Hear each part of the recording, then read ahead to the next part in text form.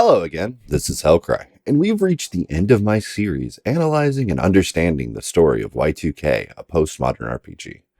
It's been a long journey, and if this is your introduction, you should take a look at the playlist in the description. After many days of hanging out with friends, telling Christmas stories, doing side quests, and grinding levels, we've reached the final hours of the year 1999. Was it time well spent?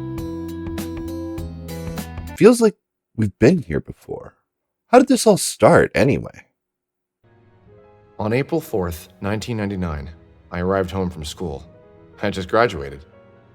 It took a few semesters longer than I originally planned, but I was proud to be done. I had no idea what adult life held for me, but I was optimistic.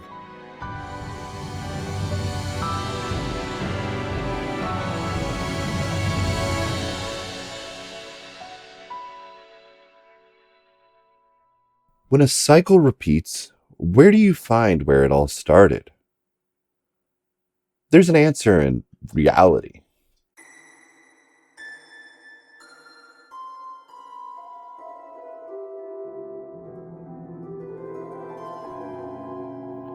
Y2K started as a quick 40-day prototype to have something to show at PAX East 2014. This would lead to the game getting a publisher. But let's talk about what's shown in this prototype. We have Alex, a certified gamer, playing the beginning of Two Brothers, the studio's previous game. He's interrupted when his friend Michael comes to tell him that local weird girl, Vela, is standing in the street. She proceeds to rip a hole in reality, and the group is transported to a mysterious world. There we see a familiar robot woman, and eventually end up in an odd building. Entering the elevator, we're greeted by mysterious creatures called soul survivors, and an impending countdown clock. Anyway, why is this so important? Well, even though I've been saying 1.0, that's not exactly true. Because when I say that, I mean the first publicly available version. On PC, Y2K launched with 1.03. On PS4, it launched with 1.01, with a sort of glitched, overlaid 1.03, and on Switch, it was called 1.0. But there's an entire version of Yik before the game released. And how does this apply to the story? Well, as I've pointed out, Andrew and Brian Allenson are characters within the plot of the game. They are the ones making the game the way it is for Alex. I'm not going to be exhaustive with an extreme summary going every story beat again with the context of this pre-release version, but with the help of Linguistic Spaceship and their data mining efforts, I'm going to highlight the key differences. The needle of the record player has dropped. The sound that the world now hears will change the nature of all realities, both yours and mine. I knew someone once. She was very dear to me. Well, actually, not just to me, but to the whole world. A panoptic celestial angel whose importance spread across history. She was a woman made of plastic, one whose very existence set a tremor throughout time, throughout space. And yet, with all of her impact, both good and terrible, I still don't know if we should love her or hate her.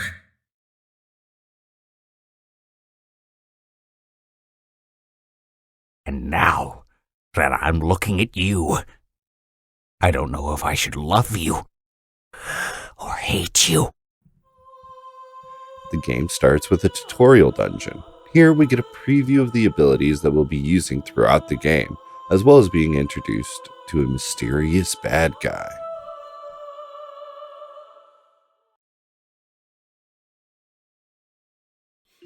Following that, we get the iconic bus ride home.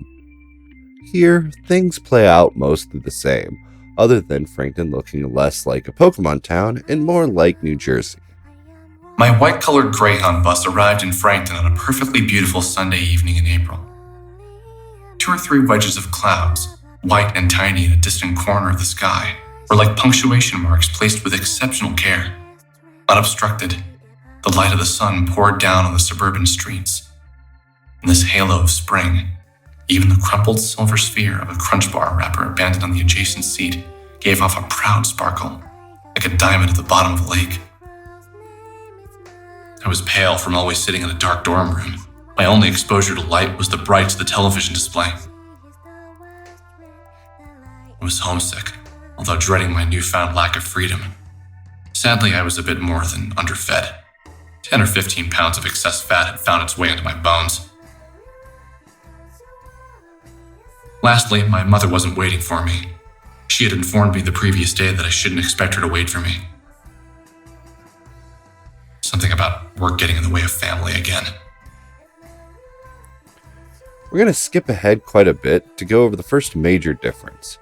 When Michael and Alex go into the factory hotel. When they go into the factory hotel, we get a completely different scene here. We saw something we never could have imagined.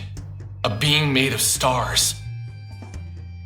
The entire galaxy, no, the universe maybe, compressed into the silhouette of one entity. It hadn't noticed us at first. We were as insignificant to him as the trillions of stars at its core. But when provoked, it came after us, like we were the most sought-after thing in the universe. I'd been scared before. Everyone has, but those past memories of fright were nothing compared to what we had just experienced. As if a black hole incarnate had come to exist and it wanted us gone. As if consuming us was its only purpose. I couldn't say why I felt that way at the time, but I had known it was true. And with all this in mind, Sammy's vanishing was starting to feel like the least supernatural thing I would experience. Even if this is your first time seeing it, it might look a little familiar. These posts on Onism would have been taken in this area. Speaking of photos on Onism, the next set of photos on the site are Vela near the arcade. But this exact version of this location only exists in Old Frankton. And she's ripping holes in reality like in the prototype. Seems like something boys would like. Do you recognize the location from these photos? That's behind the old grocery store. Obviously, you've been there before. Alex mentions this is behind the old grocery store, and I know a lot of players always ask about Alex getting the groceries. But there is no grocery stores in Frankton in 1.0. So at this time, I want to share this little bit of dialogue with you. As I stared out at the lights of the passing cars, I remembered my continuous failure to get those groceries for my mom. During college, I had a meal plan. This glorious, overpriced meal card got me the access to terrible, greasy food 11 hours out of the day. I rarely had to worry about grocery shopping. On the few times I had, the girl I was seeing at the time had helped me with it. You see, I understand the basic principles. I get the concept of purchasing food, of course, but I never know what exactly to get. Do I get stuff I can make easily, or do I get things I know are good for me? Whenever I enter the grocery store alone, the things I actually like to eat seem to slip from my mind. I'd end up grabbing the fattiest, tastiest thing I could find, only to regret the decision as I looked down at the wonky microwavable meal later that evening. One time, we got a really bad storm. The storm knocked out the power and they closed down the cafeterias for 2 days. I remember the panic the men in the dorm had felt when we couldn't get access to our french fries and sulfury soft drinks. My at-the-time girlfriend had taken me by the hand and mockingly consoled me. "Aw, Alex," she pretended not to find this funny. "I'll take you to the grocery store. It'll be fun. Besides, it's better for you to make your own food." But I'll never forget that experience. At first, I'd enjoyed the mental image how cute we looked being domestic and grown up, strolling the cold aisles of the supermarket. As we paraded the aisles of the shop, I soon realized how unprepared we, the people, were for such an event. The entire town had only lost power for 2 days. The grocery store was on a generator. In that 2 days' time, we'd become a third world country, or at least what I pictured a third world country to look like. People would strip the shelves barren. Boxes of cereal lay on the floor. There was an obese woman screaming at the top of her lungs that the motorized scooters hadn't been charged. I remember quickly running away from the woman as the manager apologetically explained that due to the power outage, an entire building running on a generator, it was impossible to charge them. It was horrific. There were barely any canned goods left. Once we'd finally managed to find something I could stomach, we had to face a 40-minute wait in line as the singular working register moved at full speed. I was really shaken by the experience. This was about the time when my girlfriend stopped finding it cute how much she had to mother me. I realized I needed to act more like an adult, but I wanted to avoid it for a bit longer. I was a sophomore in college then. I could see no reason to subject myself to such harsh realities. This is why I don't like to grocery shop. This memory. Screw the grocery store. If the game has been modified for Alex's preferences and he hates the grocery store and never has any intent on going there anyway, it seems like an obvious conclusion to make that it has been edited out. And next I want to move on to Wendtown, in the sewer specifically, to show you something you may have never seen before. No, not this old sewer dungeon, but rather this cutscene right here. Oh, Rory, you are so wrong. So wrong.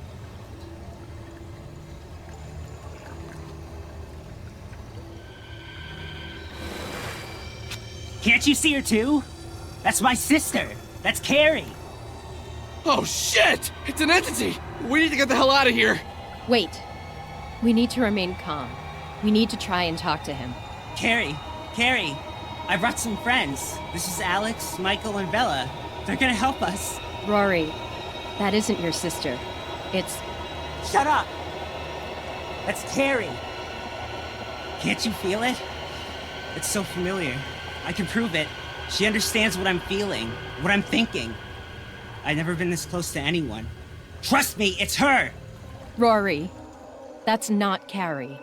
Rory. That's you. What? What the hell are you talking about? That's your soul survivor. Your spirit, your consciousness. How can that be? I'm right here! Bella, what the hell is going on? You need to explain this. Rory, what really happened to your sister? Something about your story doesn't add up. Let me hear the truth. Rory, please. I'm here to help you. Did your sister really vanish? No. She jumped off the overpass. Rory, that's terrible. Why did she do it? What the hell kind of question is that? It was those bastards at school. Stupid, shitty girls always ragging on her, going out of their way to make her feel bad, picking on her for being my sister. Ugh! This is all my fault. It's all because of me, because of what I'm like. You know? How did you find this place, Rory? When did you first see your soul survivor? It was 2 weeks after she died. I found her things. I came down there thinking she fell down or something. I don't know. And then I thought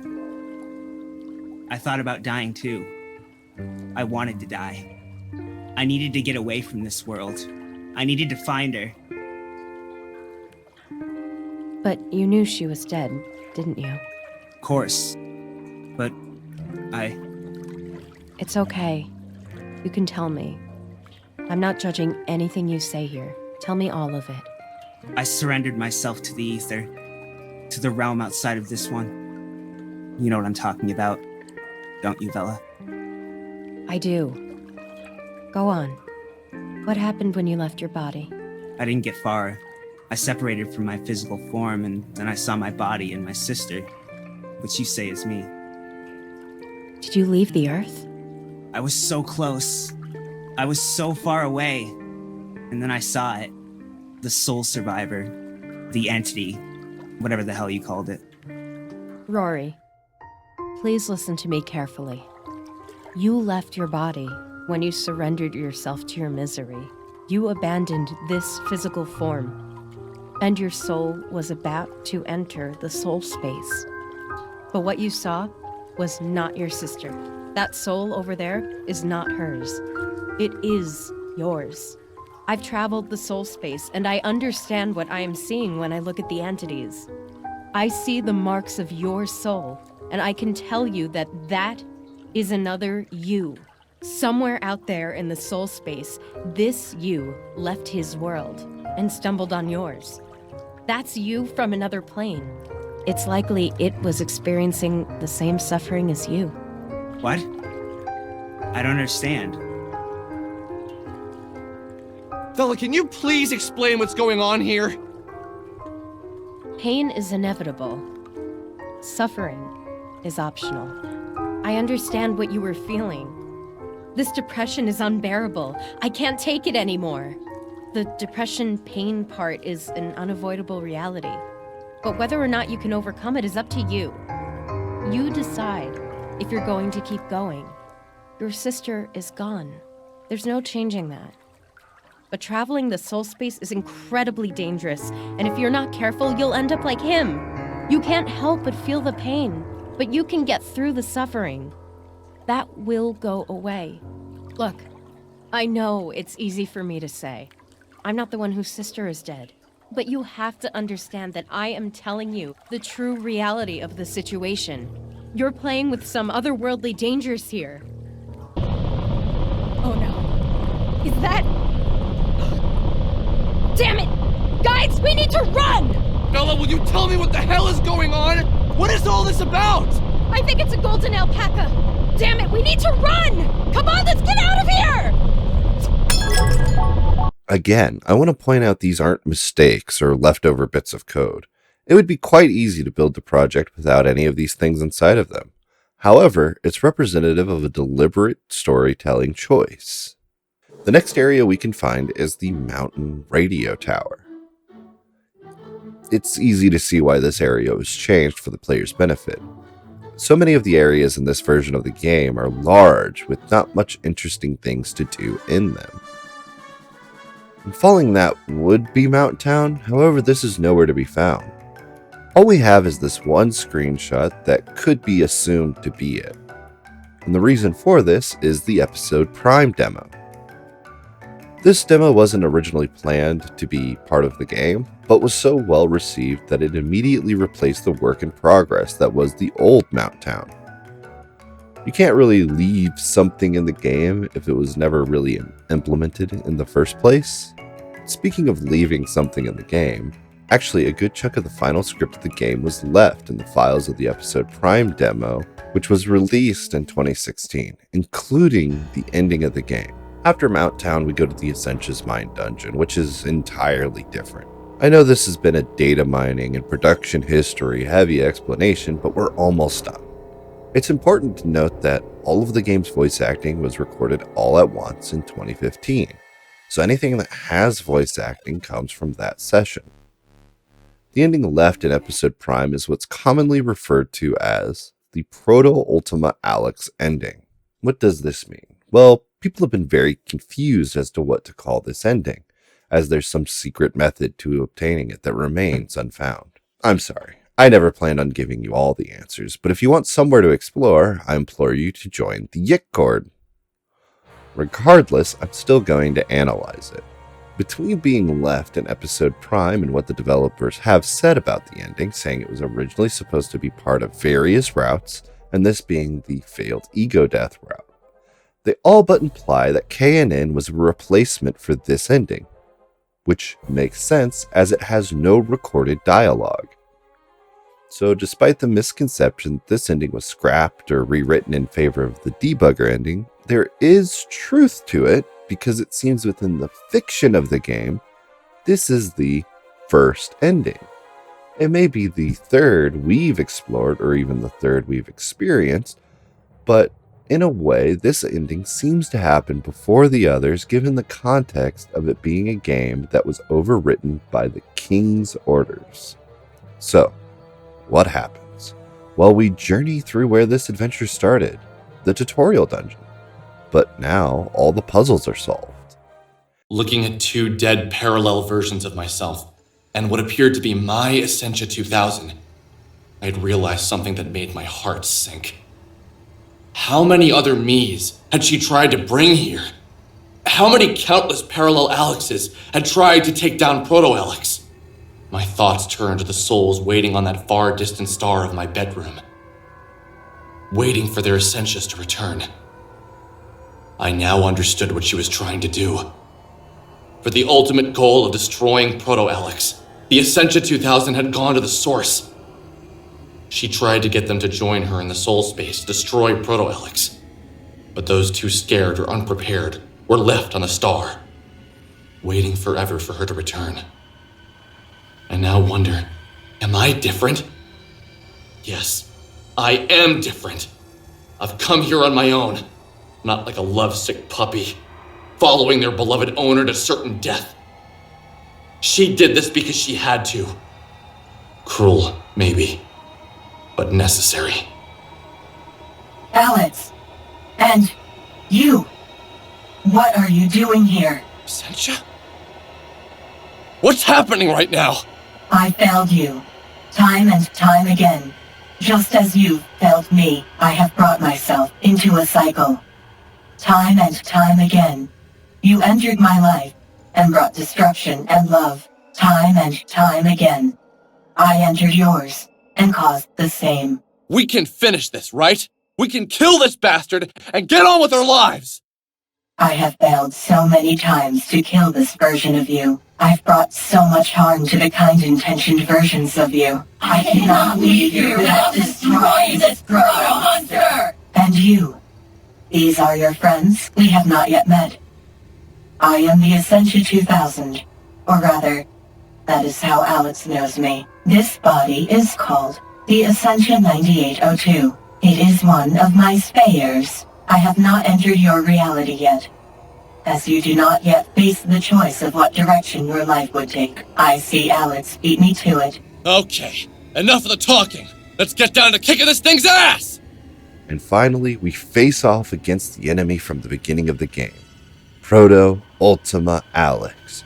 I've been thinking about the word proto.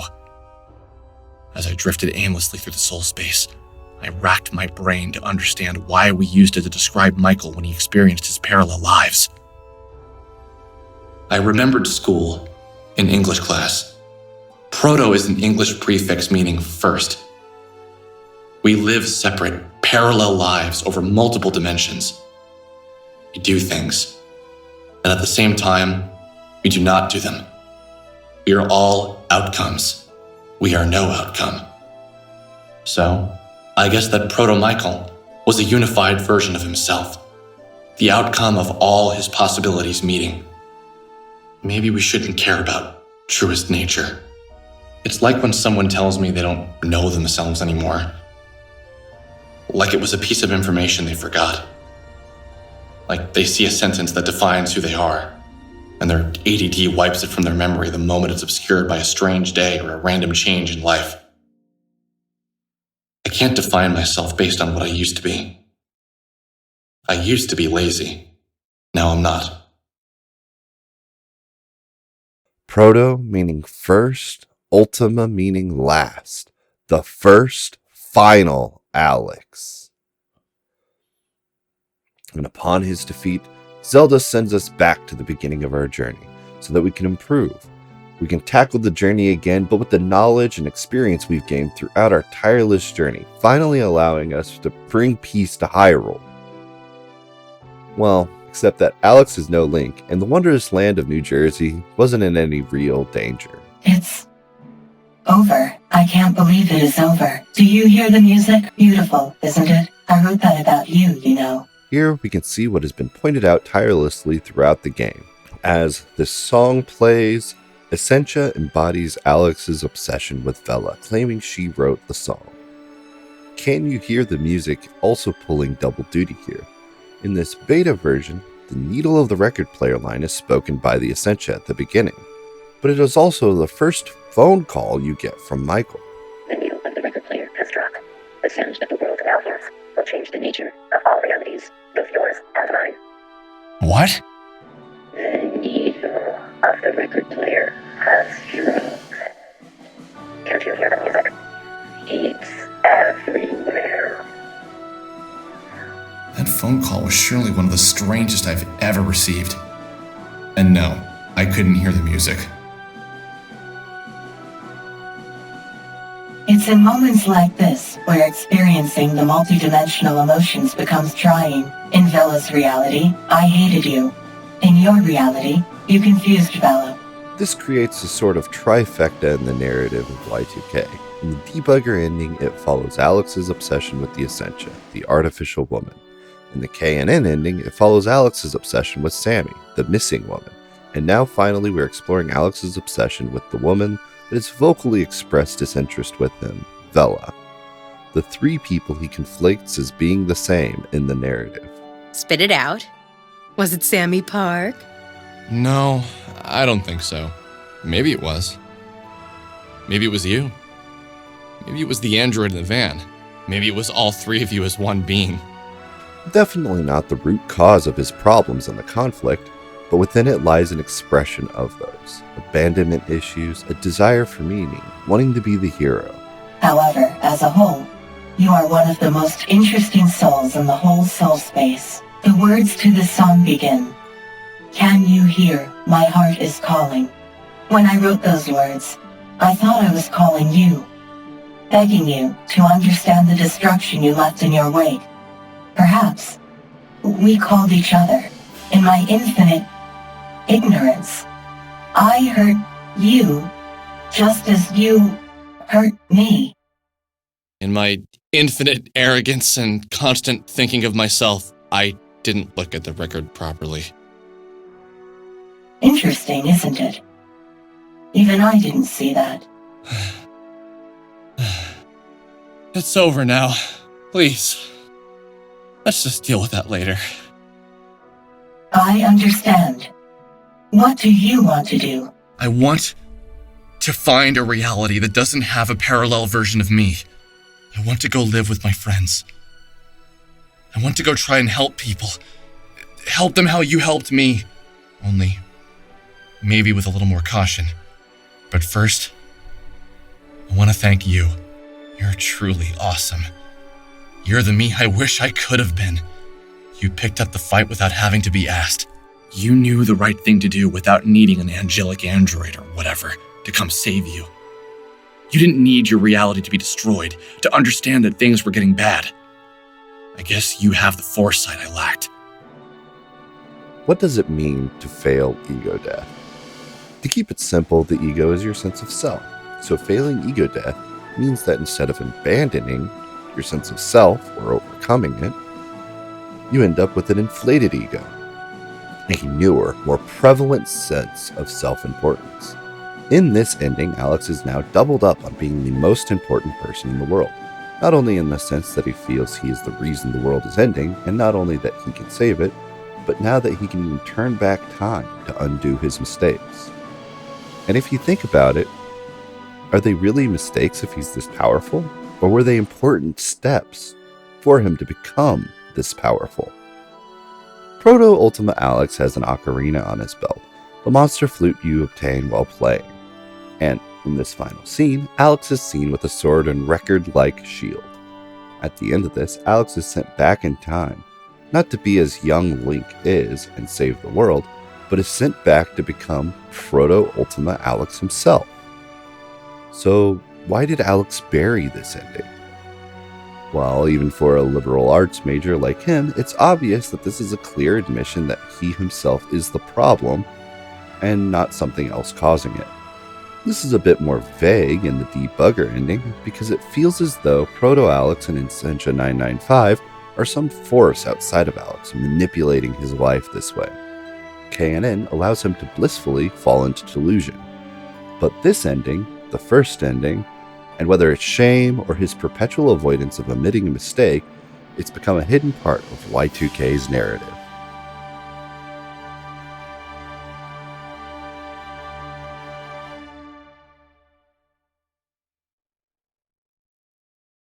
Somewhere. In another world. Another reality. I'm living the life you're living. I'm trying my best to be like you. And you're trying your best to not be like me. I guess that's pretty cool. Somewhere, out there are things we can't explain. But that doesn't mean we shouldn't try. Let's keep going. Keep learning. Keep fighting. I think we'll get there. Time goes on and on and on. You get the picture. That's pretty cool if you think about it. Even when we're not here, something always is. Even if that thing is nothing.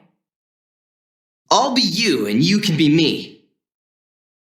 I think we'd still get along just the same. Although, I'd probably like you a little less. Somewhere in another reality, you have everything you ever wanted. Even still, I wouldn't trade my reality for any other.